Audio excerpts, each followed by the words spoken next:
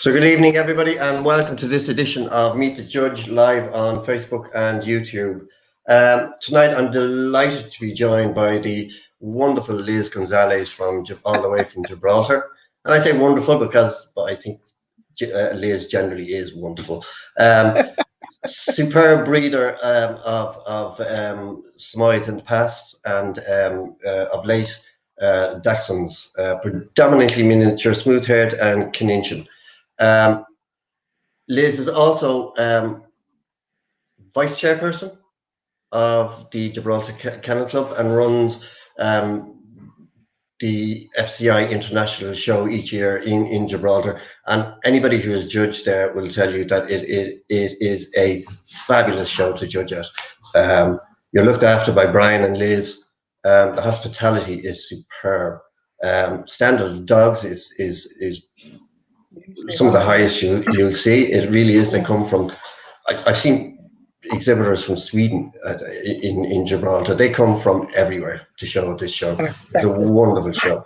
But it's great for exhibitors. It's a great show for judges, and highly recommended. If you ever get an invite, grab it. Good evening, Liz. How are you? Fine, thank you. Hello, Colm. Great to be here, and thanks for the invitation. It's wonderful.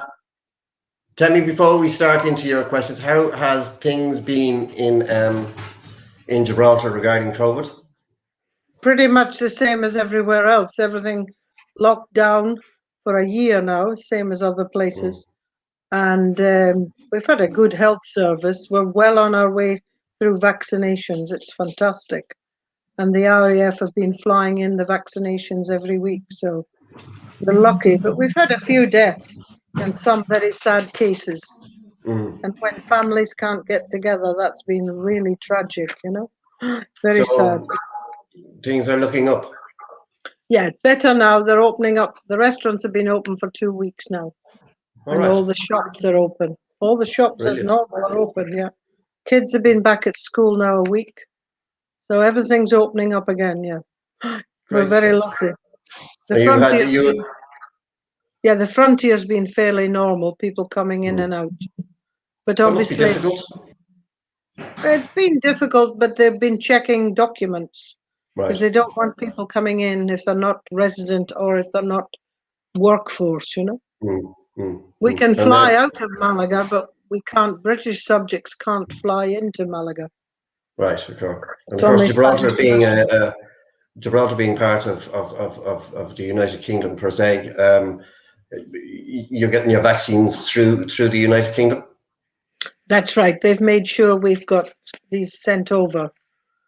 Okay. The other thing is, of course, now we're outside the EU, so we're trying to do a deal to be part of the Schengen group. All right, okay. To allow for more freedom of movement. But that means sense. We need to declare tax, perhaps, if people are where they're paying tax. So we've had to get new passports, of course, as well. Yeah, that's good. It might pose a problem in Gibraltar with some people, yes? Well, it will, yeah, because, well, the expats are not allowed to be in Spain more than 180 days. And we've got a lot of Gibraltar people who live in Spain. So they have to declare whether they're Spanish residents or leave Spain after they've done their 180 days. That's like any other European country. I couldn't come and live in Ireland forever without saying if I'm resident or if I'm only a visitor. So it's complicated it a bit, really, you know. And now we've had problems getting foodstuffs through, but they've sent big ships have been coming in. We have the same problem up in the north of Ireland, where an awful lot of the shelves in the north of Ireland have been empty, and they've actually now made a deal with a large multinational in the south of Ireland to ship food up to them. I know, amazing, isn't it? It's the only way they can get it. But that border situation is complex as well, isn't it? Yes, in itself. Yeah, I would say so. And do you think you'll get to run your show this year? Well, fingers crossed. Yeah, the dates are set, but we have to re-book judges. We don't know if they're available, so that's all got to be done. And we usually open on the 1st of May for the entries, and they're closed within 24 hours because the entries fill up immediately. Like people are sitting on their laptops ready to enter. But we won't know for another 6 weeks or so. But it's doubtful. I doubt it because we've got Granada's supposed to be going ahead on the 24th of April. But I can't see them opening. No. You know, there's another show due on the 1st of May, Malaga way, but don't know if it'll happen because it's not open. You know, the provinces are not totally open. So you can't enter the Granada province from the Malaga province still. So I don't know if we'll be able to go. Well, We'll let's wait see and what see. happens. I hope so. So we got a lot of people watching. Anne Ingram is watching. Michael Leonard is watching. Jeff Horswell is watching. Andy Scorefield from the UK. Jane Haywood. We've got a lot of international people watching you. I don't see that. But when I'm No, I watching do. you interviewing, I can see all the comments. Yeah, but you I won't. can't see them when you're live, no? No, no. Unfortunately. So tell us, Liz, starting off. Did you have dogs when you were growing up? Were your parents involved in the sport, or how did you get into it? Well, we had the mixed farm. My father had the mixed farm. We had collie dogs on the farm, but my father always said we spoiled and petted them, and they didn't do a very good job of herding. And then my parents were both competitors in other fields. My father was a exhibitor of potatoes, vegetables, and cattle, and then he became a judge. My mother used to enter baking competitions, so really there was no interest in. There was interest in showing other animals, but not dogs. Then dogs were for working. My father would tell you they weren't for show purposes. And what brought you into the sport? Well, I was a junior handler. My neighbor had 12 Afghan hounds, and I was heavily involved with them. And I used to groom and show them. But my father never allowed me to have a puppy. I was desperate to have a puppy Afghan. He said, "You can't have a Afghan hound on a farm. You know, they hunt by sight." And we had sheep, cattle, you know, and small other animals. And he said, "No, no, no." But then my brother bought a Samoyed puppy, and he went off to Nigeria to do some electrical engineering work. And he left the puppy, well, it was older by then, with my mother. And then when he came back after 6 months, she couldn't part with the puppy, or the dog by then. And he said, "Well, let's look and see if we can use him at stud." So we found a bitch, took a while, a suitable bitch to mate. And then we kept not one puppy, but two puppies. And then that's when we started showing. That was in 1971. And then the breeding program carried on from there. But it was very low key, you know. They were more So like pets. and when did it start seriously to take off? Really, I went off to Manchester with these two puppies to the Manchester Championship show, not knowing what it involved. I went on the train with these two puppies. My brother lived in Manchester, so he took me to Bellevue, the old show site of Manchester. And of course, all the top breeders were there. And I was quite young. I must have been about 19. And entered them, didn't do anything. They were probably in junior by then. And well, this exhibitors, they just said hello. I didn't know what I was doing really. But I was keen, you know, I wanted to do something. These were lovely young dogs. And then after that, I suppose, really, I just got an interest and then could try to get all the books I could on the breed and got involved from there. But there were no Samoyeds in the north of Scotland. There were none really about. And So how that's long did it take you then to start to win within the breed, and when did you achieve your first champion? Oh, we had a good kennel association in the Aberdeen area. So what we were encouraged was to go to the ringcraft training in the early 70s. And Sally Leaper, she ran ringcraft classes. She also had a Scottish section in Dog World. She wrote a lot in Dog World. And then we went to all the local shows, open shows mainly, and the agricultural shows. But we always had very good judges, people like Harry Jordan, Andrew Brace, Ronnie Irvin. So we had some success with our young dogs. And then we built up the classes because my mother was keen to encourage other people to show and that. And by then there were more Samoyeds in the area. She actually set up a ring craft class just for Samoyeds, so that people would be able to cope with them in the ring. That's still going actually after 30 odd years. It was registered with the Kennel Club. It's the Silver City Ring Craft Club, and they still run ring craft and training classes. So whenever I went back from Gibraltar, of course, I had to get involved in the class and take the class. But it was a social event, as you know. A lot of it in the early days was all meeting people and encouraging people. Yeah, we had good fun. And were there particular people that influenced you greatly when you started to show Samoyeds? Yeah, I think that Sally Leaper was a great enthusiast. She was into gun dogs. And then actually the breeders in Samoyeds were very, very supportive. People like Angela Danvers of Fair Villa and Beryl Grounds of White Wisp and Bunty Ross of Sworddale. And they were very supportive, really, because we used some of their breeding. In our pedigrees, we used their dogs in our pedigrees. Okay. And we took advice and they gave advice and we spoke to them on the phone and we used their stud dogs. So we're very lucky, really. Yeah. Nuria Trulio has just commented, your mother was a super Samoyed lady.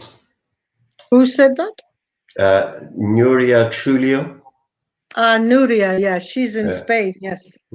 Yeah. Yeah, my mum was well known in the Samoyed scene, very much. And she used to travel to the shows mostly in Scotland. But I don't know if they went to Crufts several times in the doggy bus. Did you ever hear that phrase? I've heard of, yes. They used to go a load of them in a bus all the way to Crufts, doggy bus to London or to Birmingham later. I would Yes, fly in over. Ireland. I flew Ireland, over from Gibraltar a few times straight to Crufts to meet my mother with the dog coming down from Scotland. And in Ireland, it was the doggy train, because you've got the boat to Holyhead and then the train, the overnight train, which was a carriage reserved for dog people. Fantastic. To London. That was Fantastic. not anymore. That was many years ago. What a journey that was. Go with the ferry and then the train. At least ours was a straight road. Yeah, it was a ferry train and a load of alcohol. So yes, that did help. It was a happy train. Because people don't realise from Aberdeen to London, it's over 500 miles. It's a long journey. A long journey. Yeah, it did well. And you're still involved with Samoyeds, obviously, yes? Yeah, well, I get offered a puppy every year from my friend in Portugal. And I say, I'm sorry, I can't have a puppy in Gibraltar because the humidity, it's not the coat, because they've got a special type of coat, Samoyeds, with the silver tips, which keeps them warm in the winter and cool in the summer. But the humidity plays havoc with the coats. Okay. And my Samoyed always had to be near either air conditioning or a fan, especially in the high humidity of the summer. Well, you've been here, it can be very humid. So my doctor used to look after my bitch in the summer, and he had an air conditioner. So one day he was feeling on the bed and he said, oh, he said to his wife, "You've got very hairy legs." And he looked round and the dog was panting in his face because it was next to him and the air conditioning, you know. The dog was so hot. But no, I mean, they survived, obviously. But I wouldn't have a puppy again. It's not fair. And what would you consider your biggest achievement in Samoyeds? Oof. I don't really know. Yeah, well, I think I've had several. I won Best in Show with a Fairville bitch in Scotland. That was a good achievement. But then one of my own homebred males, I won Best Puppy in Show in the Madrid International in the 80s. And that was the King and Queen of Spain were there. And then, of course, I had the first miniature and Canadian Dachshund champions in Portugal. Because at that time, they didn't show miniatures and Canadians. Really? There were a lot of wires. And there were really actual hunting dogs. So I thought that was a great achievement. Yeah, with my own breeding. And when did you move into Dachshunds? It was the late 90s. I rescued two because my kids were little. So I had a rescue. She was 10 when I got her. I had her 11 years. But she was a Spanish dog, but I never showed her. But I did a lot of junior handling training with kids with her. Then I got another one, a wire, from a friend in Valladolid. And we did a lot of junior handling training with her. But I did show her. So those were both rescue dogs, actually. And then went into the breed in the late 90s, really. Yeah, seriously. But I was more interested in just Canadians, you know, the smaller chested side, because I liked them. And just give people an idea. You're obviously Scottish. That's so right. With a foreign name. The move to Gibraltar. Yeah, that was in 78. We came back because my husband had to do 3 years back in Gibraltar as part of his contract. And we're both teachers. But then I stayed on after I got promotion in 81. And then we've been here ever since. We were offered to go back to UK, but the teaching profession there said, don't bother. You've got better conditions in Gibraltar and you have the good weather, so stay where you are. But of course, the border was shut till 83, remember? And I had taken a show dog over and we couldn't go anywhere. And then the border opened and it was a whole new world. You know, a lot of the children who had never been in the countryside thought the cattle were cutouts, you know, in the field. But they were cardboard cutouts. And of course, you have to. Yeah, we started showing 83. And then, am I right? You and Brian started or were involved in starting the Gibraltar Kennel Club. Yeah, with Pepe Requena, who was our chairman from the beginning. He had a lot of dogs when the border was shut, and we ran shows. We ran exemption shows, mostly for the military. And Harry Jordan set up the RSPCA clinic here, and he would come every year, you know, to run this show, and then he would send judges over every year. The only unfortunate thing, it was either the Admiral or the Governor's dog had to win Best in Show. When I came in 78, I had the new Samoyed. He was a young Samoyed, gorgeous dog, which we'd bred. And I was reserved Best in Show. But the Governor's dog was Best in Show. And guess the breed? It was a standard Dachshund. No. Incredible. I mean, you couldn't make brilliant. it up. No, I love that. And then we had a lot of local exhibitors, but they were fun classes. Those exemption shows were fun shows, you know.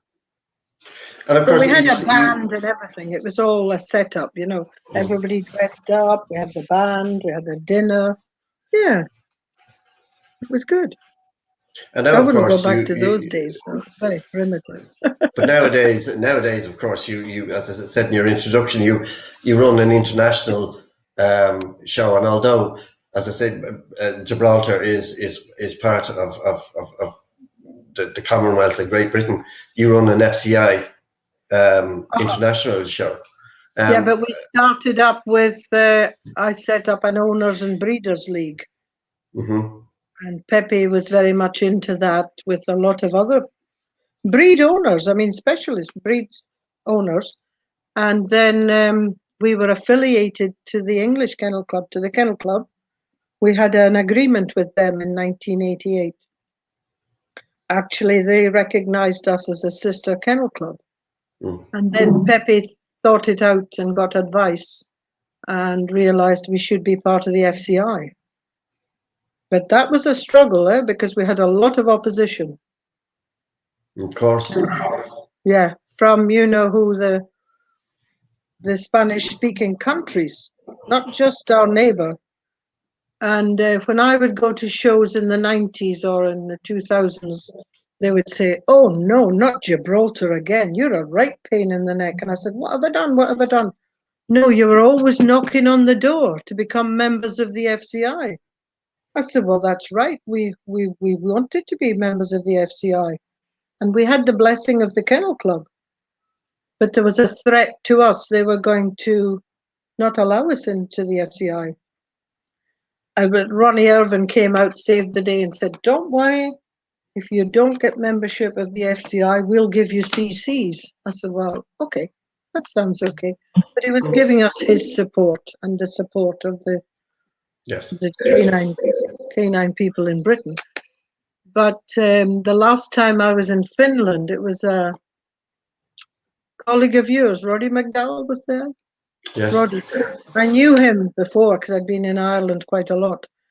And this judge from Israel, he said, "I remember all about Gibraltar.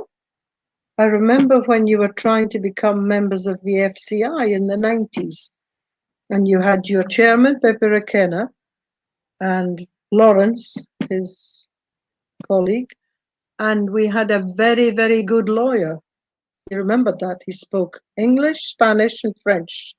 He was actually a head boy of mine at the school. But he trained as a lawyer and he was very gifted. So they were waiting outside the meeting room of the FCI.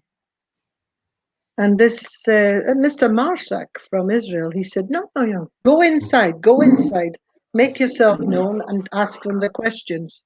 So they went in and they did.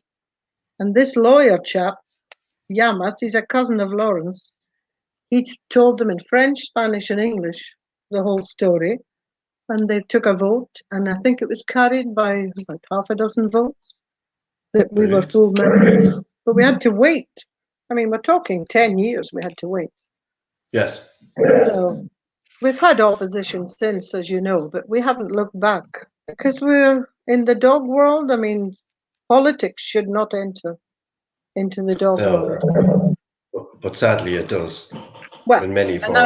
And I asked the president of the Irish Kennel Club, John Delmar, who's fantastic. I said, "Sean, what did you do in the old days when you had Northern Ireland and Southern Ireland? And what was the border like?" I asked all these questions. And he said, "No problem, doggy people. We never had any differences. They used to get searched at the border or something in their vans. Well, you'll remember that because it probably happened to you." It's very true. Sorry? It is very true. Northern Irish people travelled down south and we travelled up north and nobody cared. It was just, everybody just socialised. Okay, you noticed a slight difference perhaps when you went up north to Belfast Championship, so that certain people may not be socialising with other people, but that never happened in the south. It was amazing. Nobody knew where anybody stood because nobody cared. We were just showing hands. Well, we took it up with the Foreign Office in Spain, and they said, There shouldn't be any problems. It's a service. It's a hobby. It's nothing political. We actually got a copy of that letter, and there shouldn't be any differences at all. It's like a service, you know. It's a hobby. Of But we course. actually gave, because we can't go to all FCI meetings if they're in Acapulco or, you know, the other side of the world, Beijing. We actually give Sean Del Mar our vote, you know, Okay. the Gibraltar vote. He carries the Gibraltar vote for us, proxy. Hmm. And would you believe it? We have the same emphasis of our vote as a country like China or Russia or USA or, you know, we're only a little country of 32,000 people and very few dog enthusiasts, but we have the same level of vote in the FCI, which is a good thing, I think, Absolutely. Absolutely. because there And are of many course, small countries you, that, you, you, you also from time to time suffer from the old um, relationship you have with your nearest neighbour, Spain, where that border will close from time to time. And I mean, that must be a bit of a hassle as well. well, we were going In off to do a training class with Richard Hellman. He ran a training class. It was mostly for the young people. We took my daughter, but at 2 o'clock in the morning, before we set off, we were told, "Oh, the border's closed." So we said, "Okay, we'll go to bed." And then at 6 o'clock in the morning, Lawrence Yamas phoned and said, "The border's open. Get up, get going." So we did. When we got to Seville, my friend said, "Oh, you're here. We thought the border was shut." We said, "Yeah, it was." But it wasn't to do with the dog. It was a fishing dispute, remember? Mm-hmm. And it was the fishermen. So we came home that day at 5 o'clock. The fishermen, Spanish fishermen, followed us in. There was a huge crowd of people. We just floated in with that crowd, came home, and they were down near our house saying opposition to the fishing dispute, you know. And that'll come again because there's lots of problems with Yes. fishing now again. I Yeah. don't know if it Yeah. affects Southern Ireland, but it affects Scotland and Northern Ireland. Well, I think there is going to be issues certainly over here. There's already been an incident off Has it? the northern coast. Yeah. Yeah, All I'm to do. sure. I think it's all to do with that famous rock hall. Oh, yeah. Yeah. But now turning back to your breeding, you are, as I say, you've been a very successful Samoyed breeder. You're an equally successful Dachshund breeder. Um, when you're choosing who to mate who to or who to breed who to, do you study pedigrees or do you use your eye, or is it a combination of both? Yeah, mostly limited gene pool, as you can imagine, in Scotland at that time. But we were members of the Samoyed Association and we acquired all the relevant pedigree books because Samoyeds, we have it all the way back to the original ones that came from Russia and the ones that went to the South Pole. All those pedigrees are right the way back. So we used those. And then I got a set of Dachshund pedigree records from a retired English breeder and judge, Ted Crawley. He Mm-hmm. retired to Spain in the 80s. I met him in about 1984. And he gave me all his Dachshund breed books. So plenty of literature. My mother was keen to read up. We read up together. We got a lot of help from other breeders because you have to buy in a puppy to improve the lines. And the English breeders were fantastic in Samoyeds, really supportive. The Dachshund breeders, well, that was a struggle. They would not sell a puppy abroad. Really? And I have to say it, if they're listening to me, they know. I spoke to some top breeders. One, in fact, phoned me up and said, "I have a puppy for you, but it's got a kink in the tail." I said, "Well, I'm looking for showing and breeding." I said, "That's no good to me." So I declined very nicely. Some of them have been supportive, but they won't. I had planned to meet a breeder in the hound show, and she had a puppy for me.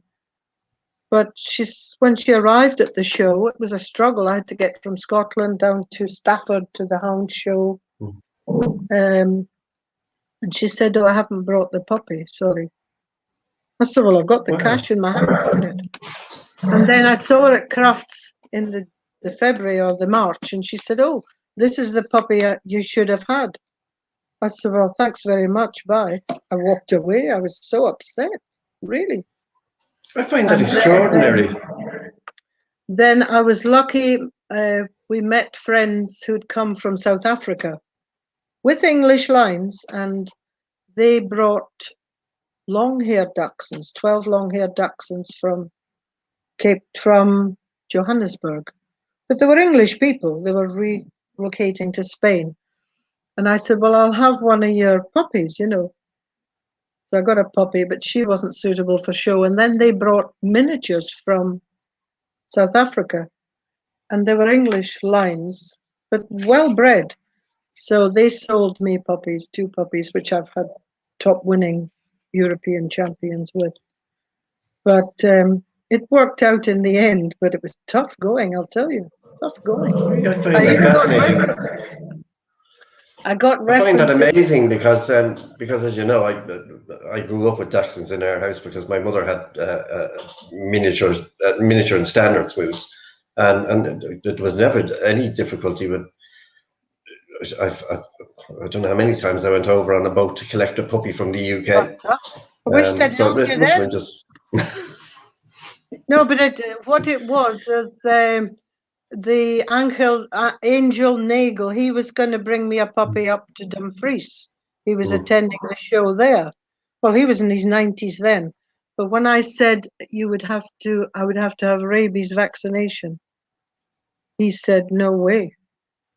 We And don't that was vaccinate." Montrose Dachshunds, was it? Montreux, yeah. Yes. And then the other one who was going to, it was Frank Kane gave me a reference for Lorraine Coxon to sell me a puppy. And she said, "No, I won't sell you a puppy because your European types are different. You want to go to a European breeder," which I then did. In fact, I ordered a puppy from Belgium, a Canadian bitch, through a friend by email. She said, "No, I've got a breeder here who's got puppies." And then I went into Canadians because I agree, you didn't have Canadians then. You know, No. Ireland has them now. But in England, Yeah. of course, they were considered inappropriate for breeding and showing.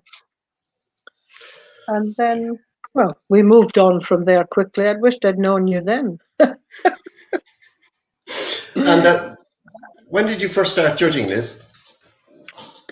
Well, I did some open shows and matches and things in UK and agricultural shows, or I did some here. We had open shows in Gibraltar. They always made me judge. But officially, it was 1997. I had gone to America to do a Samoyed show, but you're only limited there. I could only do juniors and sweepstakes or something because we'd sold a puppy to Oregon, and the breeders there invited me over. So that was early on, but 97 when I became FCI judge. But again, with a struggle, with a struggle. And can you remember what the best piece of advice you were given before you started? Yeah, my mother always said, "Remember, you're judging the dogs. It's not a training class." Because I would be saying, "You hold the lead like this. You don't go too fast." And she would say, "Right, stop that. Judge the dogs." But I've had lots of advice. As I see other judges, they'll give you bits and pieces of advice as you bypass. But people like Pamela Cross Stern, I stewarded for years with top judges, and she was excellent. She was so particular, but she wanted you to learn, you know. She came to Gibraltar a few times. How important do you think it is for particularly new judges or aspiring judges to seek advice or ask questions. And I agree with you, stewarding is a great way to do it. If anybody's listening, stewarding is, even now, even though I do all breeds, I will still steward with a breed Stewarding, yeah. specialist because you Exactly. pick up so much. But It's fantastic. But it's a requirement of the FCI. You have to do so much stewarding before you can be considered, apart from the breeding and the owning, you know, and the exhibiting yourself. So it's a long career, really. It's slow, very slow. Yeah. I But do. as somebody who trains junior handlers, and you are very involved with junior handling, etc., do you think it's important for young aspiring judges to ask those questions, to get that advice? Yeah, definitely. I mean, I do work with learning judges, student judges in breeds. Like if I go to Denmark, they always ask me. Even in South Africa, I was doing Irish wolfhounds. I had a student judge. But the funniest one was this gentleman. He was older than me at the time. I said, I'm used to dealing with students, but mine are about 18 years of age. He said, well, I'm slightly older, but I do want to learn. It was whippets, I think, we were doing. So I love to do that. I love to work because you can have a good conversation. I've done it with top judges, learning by interacting, and then I do it, you know, as I say, in other countries. But I think I've had lots of advice from judges just at shows, traveling to shows, and they give you a little seminar, you know, on a particular breed, and they'll say, Yeah. remember, do this, do that, do the other. It was in Finland, I think, and they give you great advice, really. Interaction and discussion. It's the way to learn, really, isn't it? It is, yeah. It is, yeah.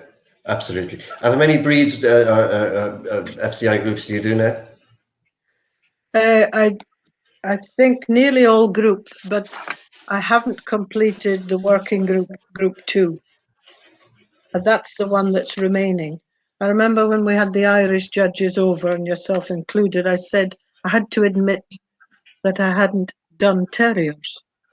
They were in shock. I said, well, I have to do the learning. I haven't done the learning. When I was over at Brafey House with your family show there, it was a top show. It was a gentleman who was a Staffordshire Bull Terrier breeder. And I'd had a lot of contact with Staffordshire Bull Terriers because my music teacher had puppies every time I went. And I didn't want to learn to play the piano. Believe me, I wanted to see the puppies. So he gave me a seminar when I was over. I said, come on now, take me through the breed. And I do that to many people. I say, come on, give me more information. What do I read? What do I do? But online's fantastic. It is I've nowadays, done yes. a lot of online seminars. Meet the judge, meet the breeder. Andrew Brace has done a lot of those. And then yourself and the other gentleman, Ante, he's Ante. done. And I learn, I listen and learn, you know. But of course, breed associations are very good as well. You know, we've been members of Dachshund Club, Summit Association, And we're and there's on the lots of subject of, information. while we're on that slight subject, Dachshunds, you are a group 4 specialist. So give us your quintessential, give us the essence of the Dachshund, the essence of the breed. Well, basically, first I'll look at health, you know, of the dog. And really, it's follow the FCI standards, of course. Measuring became a big burden. As an exhibitor, I had a lot of judges measuring.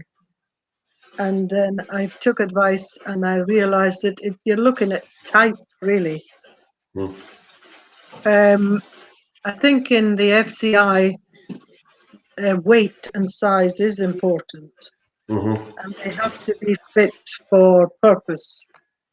But you also have to care for the welfare of the dog overall to make sure it's healthy. You know, that's my big issue. And the sizes, Yeah, there's very little difference between a Canadian and a miniature sometimes. And I try to avoid taking a tape measure. But in some shows, you're obliged to take a tape measure to make sure they're within the standard and so on. And in some shows, you have to detail all the size and, all your critiques have to be written down. Yeah, but overall, I think they have to be very fit. I make them move a lot in the ring. And when I did the Welsh show at Booth Wells, giving CCs in standard longs and standard smooths, they weren't impressed having to move. Conformation obviously is very, very important, being able But to they're a go, hunting dog. I mean, they have to be able to move. have to be fit. Yeah, but they don't like moving, the exhibitors. The other thing, I had one, she was a Canadian, but she was short in the rib. So I'm always checking the length of rib. The length of forearm is very important, the set of the shoulder, and the top line. Now, the modern dachshund in Europe, some breeders, some exhibitors like a slope on the top line. Now, that to me is totally wrong. It should be a level top line with the tail coming out, extending from the top line. The set of Couldn't the agree with you more. shoulders, good length of neck, none of this over, excess. And then the good set in the straight front legs, good angulation at the back. There was a lot of criticism of the European tackle, as they called it. But of course, it has to have the correct angulation, and they should not have a straight stifle.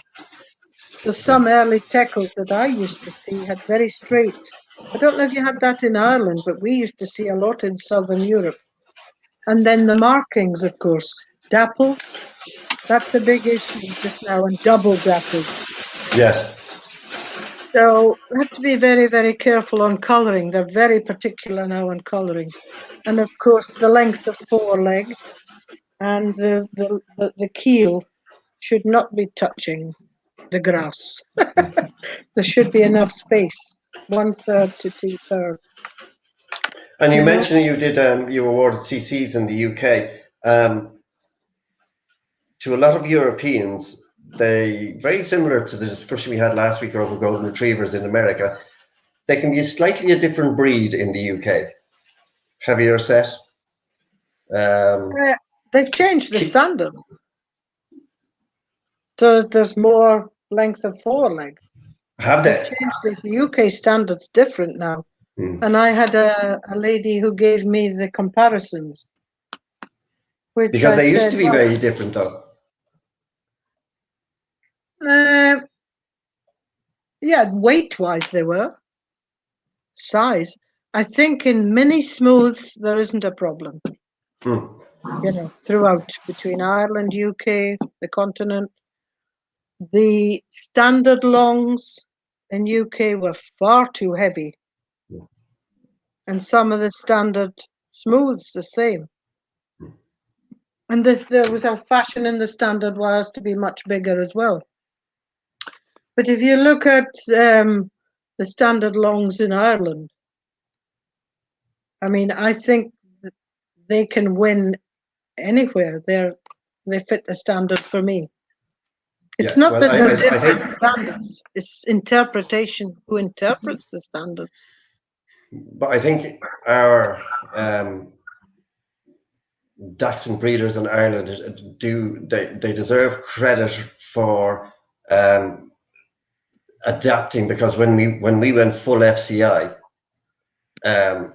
they had to adapt what they were breeding to, because they would mostly be showing in the UK.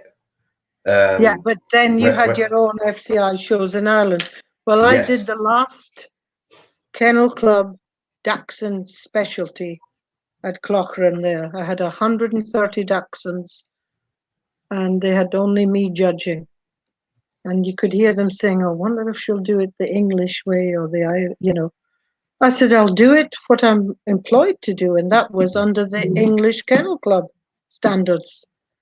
And I think one or two breeders had bought in from the Netherlands. They'll know who they are. But my eye didn't tell me. I was employed to do a certain judging appointment. It wasn't my eye. They thought, oh, well, she'll be used to the European. But of course, the foreign name threw them. They thought, who's this foreign named woman? And then with a Scottish accent, that threw them. But there was some top quality, you know. Now I'm looking at the big word is type, isn't it? The overall type. Plus you've got your standard to follow, but it's type. And then confirmation and health and everything else. Pigmentation for me is vital. Yes, actually. Pigmentation and presentation and handling and all that.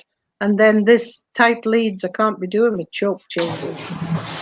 Slack lead forever, slack lead. Get that. I'm glad you said that. What? I'm glad you said slack lead, because that fashion has crept in that they want to, I mean. String them up. That's very American, stringing them up. And then you did ask about handlers another time. They cannot be stringing them up and going round the ring at 90 miles an hour. No, I tell people, look, let me see the movement of the dog. I don't want to know how fast you can go. Keep that slack lead, you know. And they have them running out in front of them now at 90 miles an hour. No, that's not necessary. I mean, I'm looking at the dog, not the exhibitor. And they've only got little legs. Yeah, but they can move, eh? Let's see, reach and drive, the use of the muscles, confirmation. Yeah. Difficult on grass if the grass is long. When I judged in Australia, the grass was long and up a hill. I said, this is bad. So I had to move them in a direction where I thought I would see them. In Sweden one time, the pitch was waterlogged and they were aquaplaning the Dachshunds over the water. I said, no, keep away from the water. They'll love it. Of course, they go scooting over. I said, go this way, and this way. So the ring itself, if there's holes, I've judged in a ploughed field, which has been overgrown slightly, but there was the ruts, you know, the field. No, good. The level of the surface has to be good as well. It's not fair to the dog if it's not level. Yes, I actually, the last time I judged Dachshunds, I had to refuse to judge them because the grass was so long where the ring was, you wouldn't have been able to see the miniatures. You certainly wouldn't have been able to see them move. They say the British ones have short legs. I said, well, look at the length of the grass. They don't really. If you have them on a firm surface, they don't have short legs. Okay. And do you enjoy judging abroad, Liz? Yeah, I've been all over except in Southeast Asia, Central America, and Canada. So I'm just waiting for those. No, I've had a great time, but Brian and I are trained geography teachers. We're geographers. We did degrees in geography.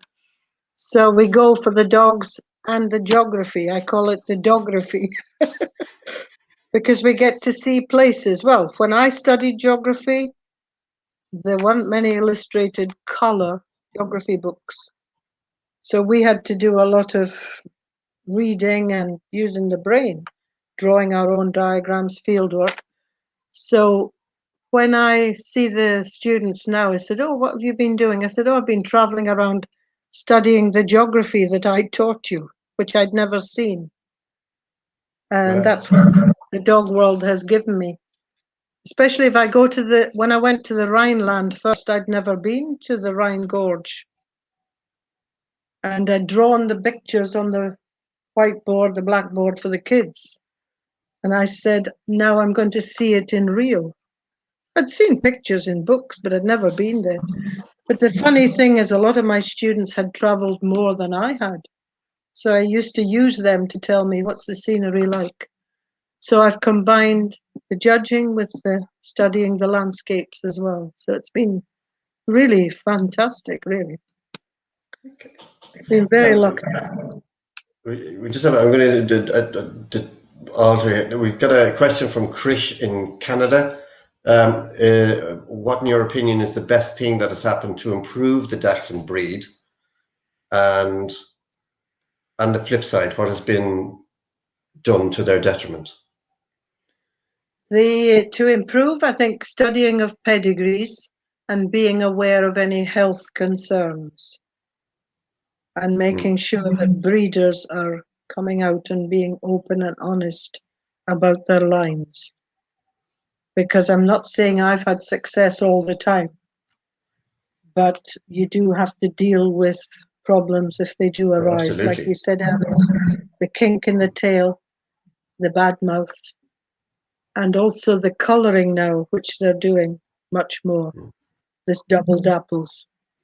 But some clubs and kennel clubs are coming out saying you're not permitted to do these combinations. But if you look at the breed books from a way back, the advice is very clear on combinations. Well, you'll know that. If you have dapples, you shouldn't really be doubling up. But I think in the American Kennel Club, they allow for these piebalds. That hasn't come into the FCI, but it's creeping in because they're a fashion. Yes. They become a fashion, you know. So I think the improvements have been study of pedigrees and maintaining the health and welfare of the breeds and making sure that they keep the standards, you know, going. We've a lot of advice from a lot of good judges, top judges and German judges. I've always got on really well with the German judges like Horst Klebenstein, Walter Schicker, who's no longer with us. He passed away. And they were top in the German Kennel Club and the German Dachshund Club, giving advice. Of course, there in their lines and in the Dutch lines, there's a lot of dapples. That's where I first met dapples, you know, red dapples. So that was an education for me. What was the other half of the question? The flip side, what do you consider as being done to their detriment? But I'm assuming that would be colour. Yeah, colour. Yeah. And also maintaining the health, because we get a bad name for the problems with back problems. You know, with the weak And backs and so on. aside from your own breeds, Liz, is there a breed you really love to judge? Yeah, I could judge Group 5 breeds forever, all the Spitz, Really? the Nordic. Because when I was in Finland, I had to do the group. Well, there was 150 meters of dogs. Because there's about 30 just of Spitz. All the sizes, the color combinations. And then all the big ones, the sled dogs and the herding. And I just love that. That's my favorite group to judge. But that's what I started with, really. That's what I studied and did the seminars on. But interestingly enough, I enjoy judging dachshunds. I did a canine studies course with the Animal Care College, and that included, you had to choose the breeds, and I chose dachshunds. But it was done by correspondence. I had a tutor in Scotland who assessed all my work. So, yeah, I enjoyed Group 4 and Group 5. But I love all dogs, so I'm very lucky. And is there a fault that really irritates you? Definitely. And that is cat feet in Samoyeds. That's one of them. And teeth in Chihuahuas. So I did Chihuahuas in Sweden, and this lady, I said, I'm sorry, to an exhibitor, the teeth are really bad. She said, I know, but they'll be all right in the next generation. I said, well, I haven't got that long to wait. And the trimming. I don't agree with trimming of Samoyed feet and trimming of Pomeranians. It's not necessary. They take off the lovely pointed silver tips of Samoyeds. It's a shame, really. And of course, using products on the coats, whitening products, or sprays. If I've got poodles, for example, I ask them to remove all the sprays. Oh, really? Well, it's not permitted in the FCI to use products. So I ask them, just go out, remove the product and come back in. And one of the handlers said, oh, but I'm a hairdresser. I said, I don't care what you are. I said, I need to see the dog in its natural state. And deliberately with poodles and long haired, I go through the coat, to disrupt it, to see if it'll stay in place or move. Because I think it has to be natural. That's the health of the dog again, Sorry. Very true. Very true. So I asked you in the next question if there had been a particular dog that you've judged that in your opinion was close to perfect as is possible, or that gave you the wow factor. And you've given me some, you sent me some photographs, which we'll start with the Samoyed. If you just talk us through what you think was so good about this guy. Yeah, Who is he? She's a multi-champion, Charlene Lumiere de la Vie. She was best in the pastoral group at Crufts. And she stands out. I mean, the quality of the coat and also the presentation of the coat and the balance of the dog. And look at the feet. Look, Yes. the proper feet, not trimmed, feathered feet, very good front with the ruff. Look at the ruff. You get sometimes 3 ruffs around there. The angulation at the back and the straight hawk. Beautiful plumage on the tail, And the expression, of course, the dark points, the dark eye, the ears not too big, the prick ears, and the arch of the neck, and then the underline, beautiful presentation. And movement, if you see her moving, she's fantastic. So that's Charlie. So typical, such a typical Sammy expression, isn't it? Isn't it She's the almost smiling laughing at you. expression? Yeah. And the black lips. Then her daughter, I sent you the daughter. Yes, which I'll bring up now. This is her daughter. That's the daughter. And look at the expression, look at the head and the almond eye, the dark nose, the dark points. Again, the ruff, you can see 2 ruffs there. Yes. Good straight front and the nice feet, lovely tail, and beautiful presentation, good angulation. And the thigh, the second thigh there, the muscling. Yeah, I know her personally because she was best in show at Gibbet the last time. She's called Joy. That's from the Sam Spring Kennel in Portugal.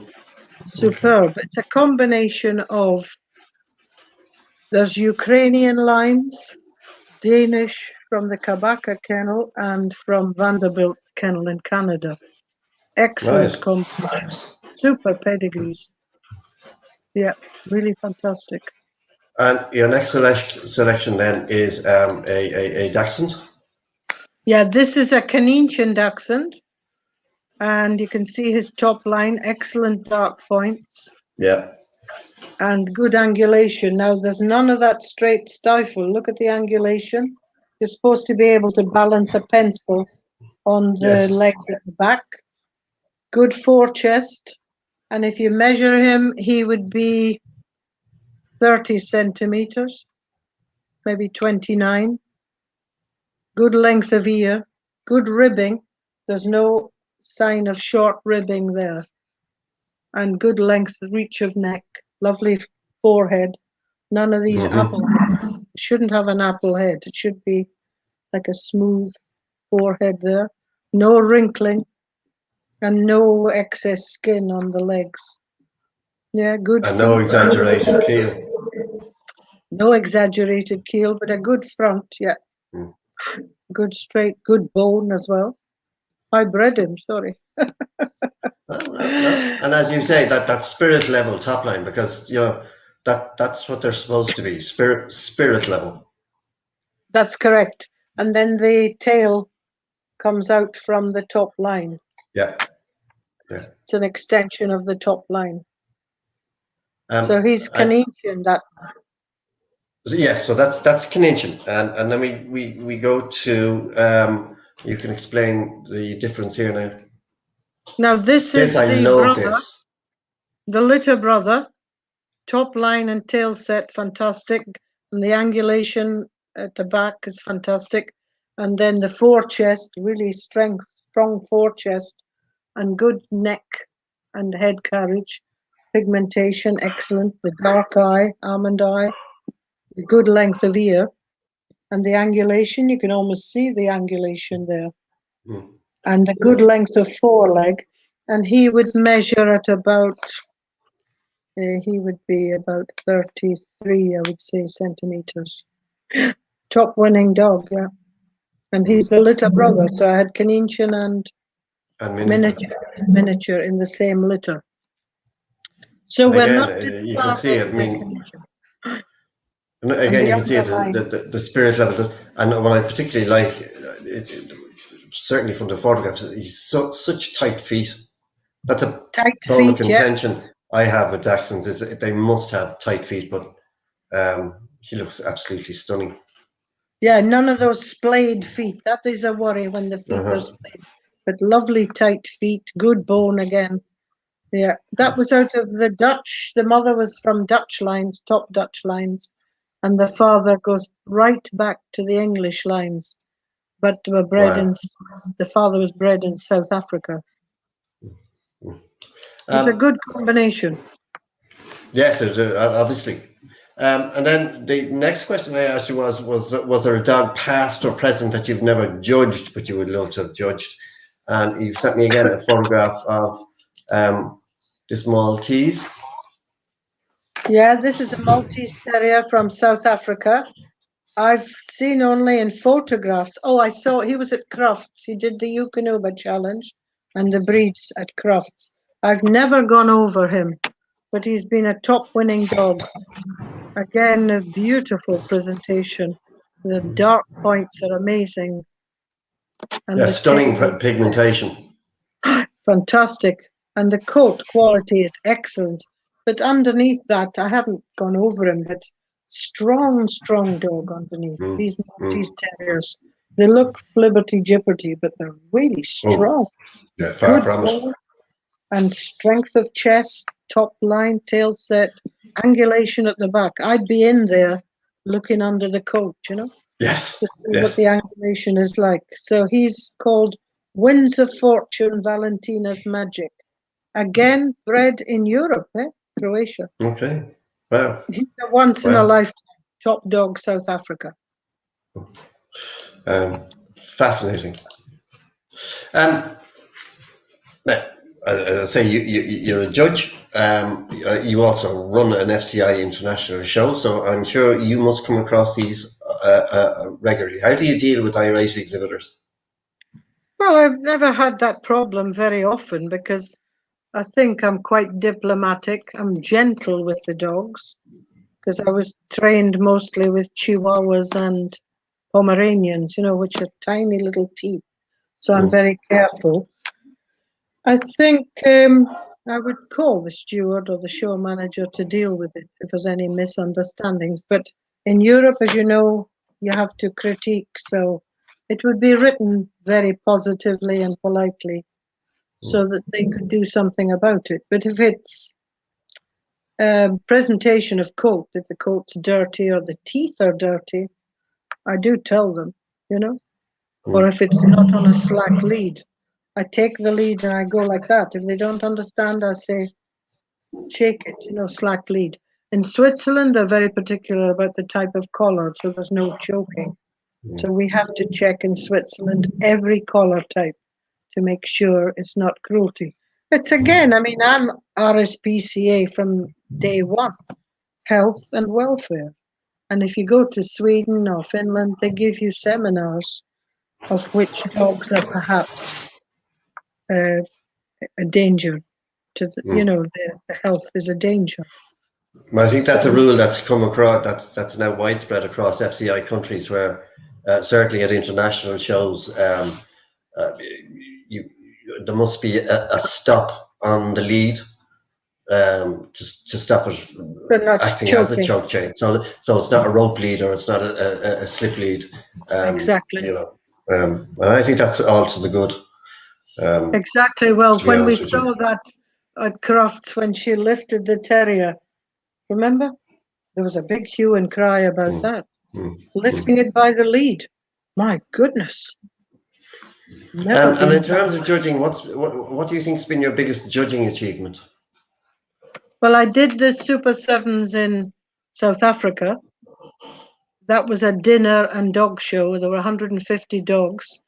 They don't announce the judge until you walk in the door. Mm, And then they mm, give you the dinner through the half time. But it's hard going because you do puppies, juniors, veterans, and you're on the go the whole evening. And you hope that you'll get the right dogs at the end. But I spirit the dogs so that they tell me who the best dogs are. Because you'll have maybe I'm keen on Siberian Huskies or Samoyeds, but I didn't choose those on the night. I mean, I chose a beautiful standard Schnauzer, superb, and then mm. standard poodles always stand out. But I think a good, that was a very high standard. But I've also done Dachshunds at the European show in Belgium, Oh, that which I must be did the good. group. That was brilliant. But when I went behind to do the prejudging, there was a power cut. And we were in black. There was this crash and there was just black. And I had all the breeds represented. They were on tables. I said, sorry, folks, I cannot see the dogs. And I had to judge them as they came in. I mean, I told the steward. They said, no problem, do that. And that was a great honor. Hopefully, I'll get to the European again this year. And then the Helsinki Winners in Finland is a super show as well. Oh yes, it is. Yeah. That's a superb show. It really is, yeah. And So I'm very lucky, really. you mentioned critiquing earlier. Do you enjoy critiquing? Do you see a Yes, value in them? very much so. Well, as a steward for many years, I had to always do the foreign judges, German or French, Spanish. And it was hard work because you have to write in the language of the judge. The critique Mm-hmm. should be in the language of the judge. Yes. And I learned a great deal of how to critique, although I've done seminars on critiquing. And I like positive critiques and then point out if there's anything that needs addressing, like cleanliness of coat and the slack lead, as we mentioned, using coat products. I mentioned all those before. I always make it a point of mentioning temperament Yes. because I think that's important. Because sometimes the actual exhibition venue is not suitable for dogs. If it's hot or bright or the carpet's slippy, I always give them a chance and will mention if the venue has not been suitable. Or if you've had an outdoor venue, Mm-hmm. with very, very windy. Or I said about the hollows in the grass and stuff like that. So that's at a disadvantage. So I'll mention it. Unlucky that the ring wasn't in good condition. Yeah, but I And enjoyed it. Yeah. how important do you explain how important you feel it is that if you're going to give a dog a lesser grade, how important it is to mention why you're doing that within your critique? Uh, yeah, I think that is important. The exhibitor should know because if it's something they can improve on, Mm. then if it was condition of coat or the movement, I had a lot of Irish wolfhounds. It was in Denmark, and they were crabbing, going Mm. sideways. And I gave them so many chances. I said, well, you'll have to look at that and really make sure they're, you know, going in a straight line rather than sideways. Many of them can do it on the hoof. They could do it. Mm. It depends on how you're handling the dog. If it's handling, I'll mention handling. If it's temperament, yeah, I'll mention temperament. But I usually, you have to really, you have to, because it says clearly. And you get a seminar if you go to Finland or Sweden. You get a seminar before you go in the ring. You get all the paperwork Mm. beforehand. So you should know exactly what Yes. it is you're giving. And be fair. I mean, I'm not one of these say, oh, well, I'll give 2 or 3 excellents or of 2 very goods. I'm not like that. If they're excellent, I'll give them excellent. You know Yes. what I mean? I had Yes, when I was, I think that's an important point actually, because yeah, you know, giving out too many very goods or goods is as bad as giving out all excellence, in my opinion, because you know, you judge what you've got on the day. absolutely. And I tell exhibitors that this is on this day. I'm not Mm. saying this is forever. That's why shows are so interesting, Mm. because you can go to another judge on another day. But when I Yes. showed my Samoyed, I only needed an excellent to make her a Spanish champion. And I got excellent 5th. And the judge said to me, I'm sorry I had to put you to excellent 5th because your dog had the wrong feet. It had feathered feet. I said, excuse me, sir, the first 4 have cat feet. My bitch is the only one with the correct feet. So something like that, if the judge doesn't get the standard right and know the Mm. standard, then we can put down the line. But he did give me an excellent. He could have easily put very good. You Yes. see, so judges have to be wary how they use those qualifications. Yes. And then Yes, if you're you, quite right. the other one in Finland, if you give too many QCs and that, you end up with 16 dogs Oh in the God, ring. yes. Yeah. That is hard going, eh? So I've Yeah. learned that. I said, look, I explained to them, I'm giving you this because I don't want to end up with 16 dogs at the end for this to breed. I think that's a lesson we all learn the first time we judge in Absolutely. Scandinavia with the CQ system, and you give out an absolute mountain of them because the standard is so high It's very high. in some breeds and in a lot of breeds. And you turn around for your challenge and say, uh-oh. Oh no, this ring is full again, isn't it? But do you think judges have a role in the development of breeds? And do you think judges understand that enough? Yeah, I think it's very, very important. The judges, they have to have a role because they're influencing the breed by what they put up. And Yes. then some breeders just breed 1-to-1. I've heard other judges say this because this is a top dog, this show, and a top dog in another, they'll breed one to the other. I've always been against that. They've got to maintain standard, you know, and keep breeders informed or keep them in line, and breeders need to discuss with judges. And I'm always on about health and welfare, sorry. But of course, there's a lot of work done through seminars now.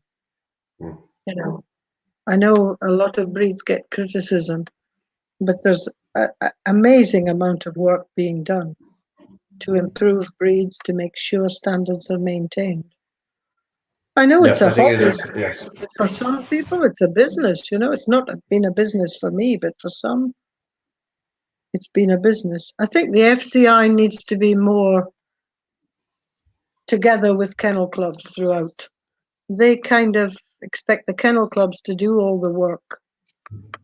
But I mean, like us, we're a small kennel club. We've got a small number of people. We need a parent body sometimes to guide us through.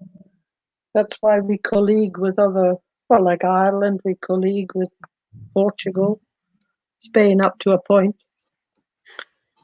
And I think it's important. I think in Spain, I've been lucky. I mean, Samoyed breeders, and we've always worked together, breeders, judges. And now it's happening in Dachshunds. We're all working together again, you know. That's so important. That's It's good. a social Yes. event, and it's for the welfare and care of the animals in the future. So people need to work together, you know. And when you're judging, do you adopt a slightly different approach with professional handlers to Mrs. Murphy, who's showing her dog herself? Do you watch for little tricks or? Yeah, I've heard from a lot of professional handlers of the tricks of the trade. Maybe not so much in Europe, but I've been an exhibitor as well. So I've been close working with professional handlers. And they're popping in and out of the ring, every other ring, and coming and saying, "Can you just wait? I've got to show another dog." As a judge, I'm quite helpful in that area, but I wasn't as an exhibitor because they're holding up the proceedings. The other thing is, I tell you, remember they come rushing into the ring with the dog and go, and I say, "Hang on a minute, slow down." He said, "Well, no, I'm in a hurry. I've got to be." No, no, no. Can we show the dog? We're thinking of the dog here, not about you. I think they do tend to rush around a bit much, so I do. I tell the steward to tell them to wait or to slow down, you know. And It's confusing though. If you're in, like I was in Cordoba in Argentina, and you had the same handler coming in with every different breed. And I'm going, where are the locals here, you know? Where are the local owners of these dogs? And it was the same, lovely people, but it's a different breed, a different breed. I think that's a bit unfair on the judge, really. You've got to be sharp, eh? Concentrate on the dog I find and that all funny the too. idiosyncrasies. As I said in your introduction, yourself and Brian are founder members of the GKC, and you're very, very involved with the running of your international show. How important do you think it is for you to give something back to the sport? And do you think enough people do it? Well, yeah, I've done a lot of junior handling. I run a summer sports program. I started the junior handling in 1979, really, and we did And you're very agility. involved with that. Yeah, I've done well helping them to go to crafts and working with representation.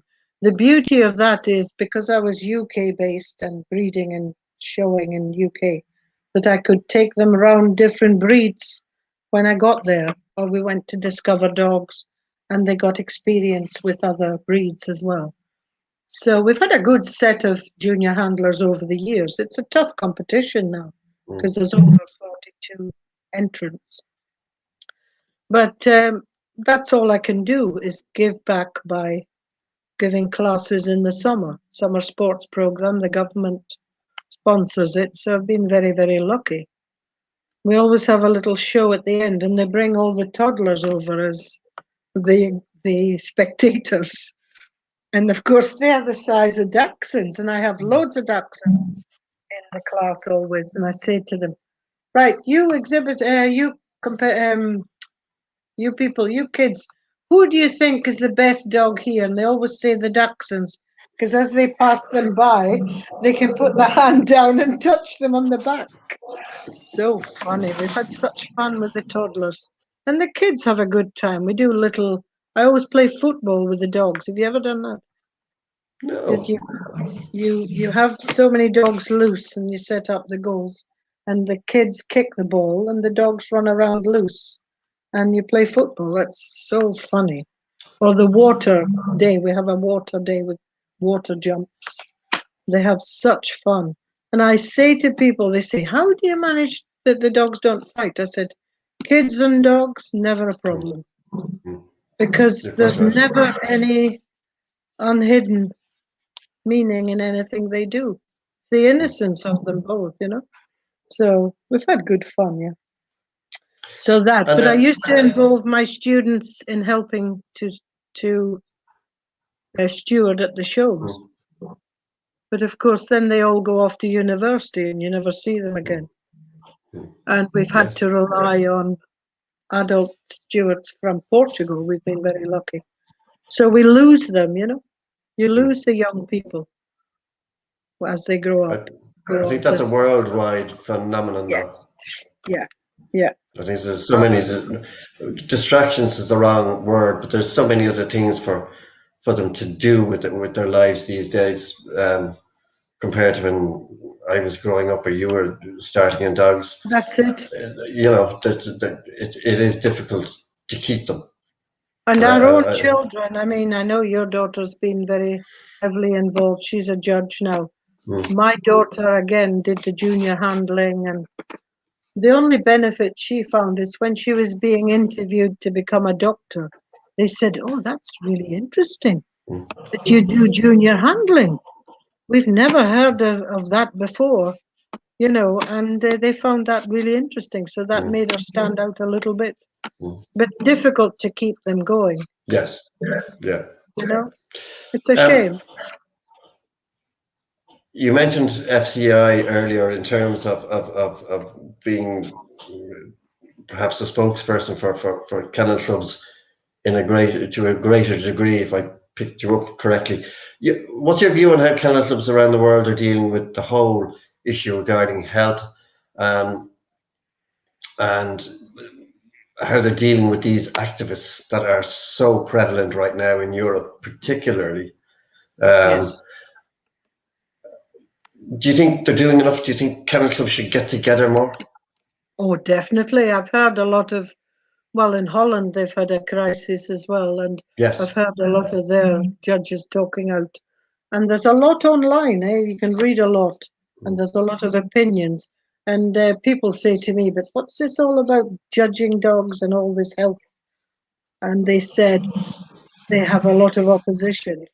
I said, yeah, we're facing a lot of opposition. But the general public don't agree with what those groups like PETA are dealing with. They don't agree, you know, with their approach, because some of their things they do is very cruel.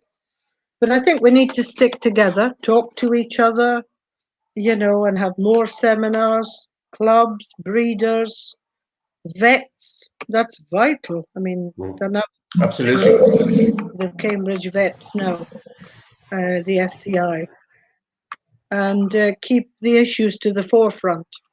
Absolutely important, because the dog's been with us for thousands of years as a companion, you know? Then people, well, look at it now, the birth rates are going down and people are buying puppies to replace children in some countries, you know? The fashion is to have, I know, on certain breeds, absolutely. So, no, we have to work together, really work together. Okay, so we'll lighten the mood now a little bit. I won't limit you to 4 because you might have more. 4 dinner guests that you must have, in the past or present, that you must have at a dinner party. Yeah, well, having had so many dinners and having to host dinners at the Kennel Club shows, I would have great groups. You know, we've had such fun over the years at the groups. But I would definitely have Marion Spavin, because she tells jokes that are outrageous. Absolutely. And so that would be good fun. I would have Pepe Requena, because he's had tremendous knowledge and support for us, and support in the dog world, and the success he's had with his working spaniels and working springers and English setters. He was a top European champion, and the vision he had for the Gibraltar Kennel Club, you know. Unfortunately, he's still, you know, involved, but not so much as he used to be. So yes, he could enlighten us. And then Thomas Jacko, I think we have to have him. He's a top man in the FCI. And the team and the vision he has now for the future. He's got a big task on his hands, but for dogs throughout the world, I think we could have him and ask him questions. And then I would have Pamela Cross Stern, whom I learned a lot. And she's such a lady, and charming with it. And everybody loved her, except the Kennel Club committee for lying about her age. I said to her, "And what did you do after that, Pamela?" She said, "I went shopping." Exactly true. Good girl, you go shopping. That's how you sort them out. Quick question. Jane Haywood wants to know, as a Group 4 specialist, how important is it to maintain the working hunting skill in addition to confirmation? Yeah, well, I know it's done a lot in Northern Europe. I bought a bitch from Belgium, and her breeder was a specialist. He used to go to Eastern Europe and actually work the Dachshunds, Mm. you know, to clear the estates. That was his main job. And in Holland, they do it still. Spain does it. I tried to set it up because we have a huge area of pine forest nearby in Spain, and I wanted to do the training. But when I visited a breeder in Netherlands, and he was very much into working tickles. Mm-hmm. But when he told me, when he brought the dogs home, one dog killed another, I said, right, not doing it.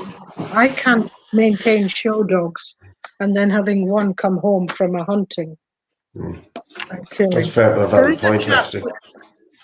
We have a chap, he just specializes in hunting dachshunds.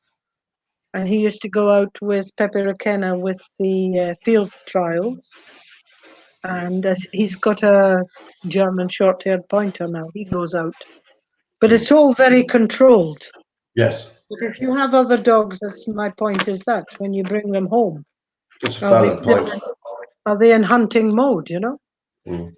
And you know, Paul Connolly wants to know, is he Portuguese now as a steward?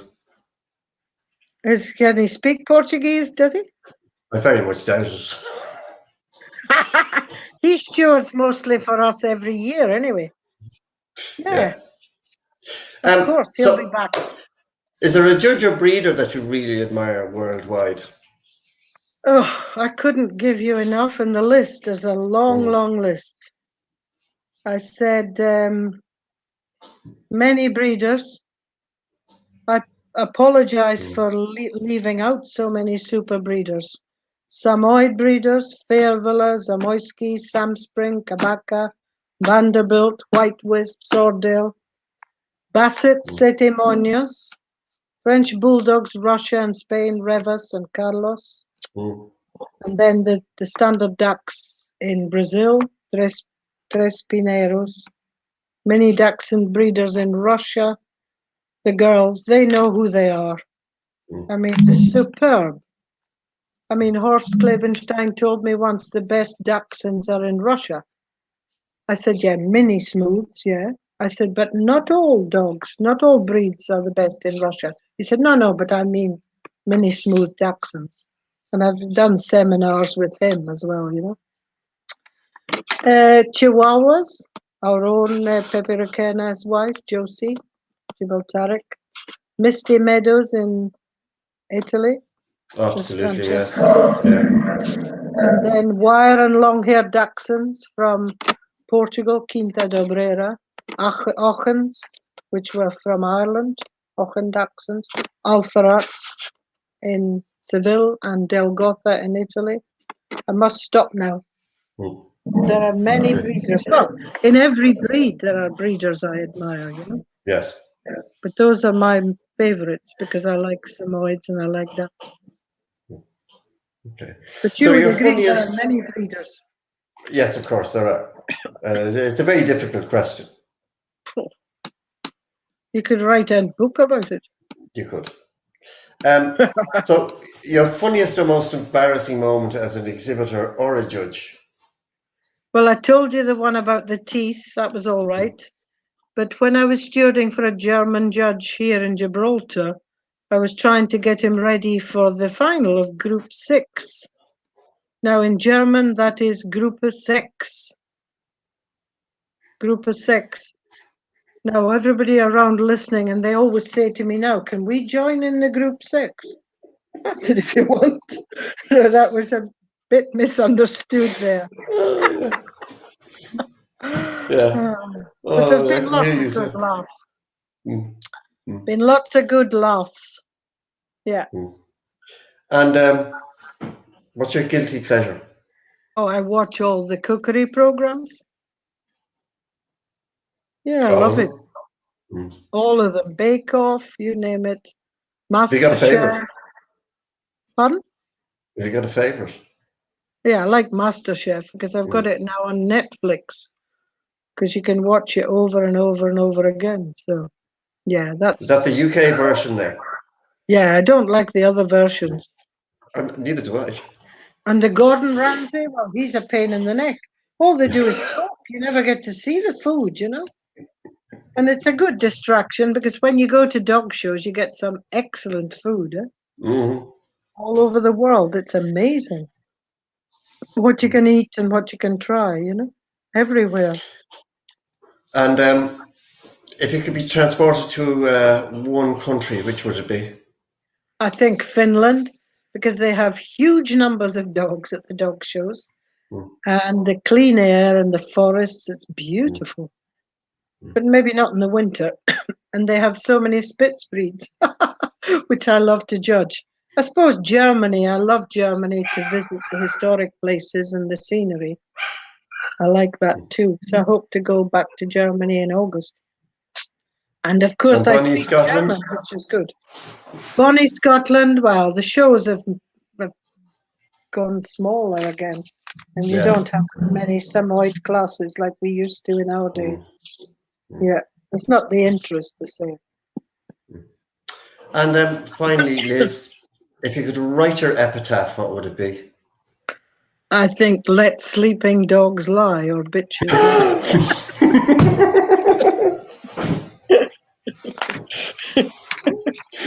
Oh, I love that.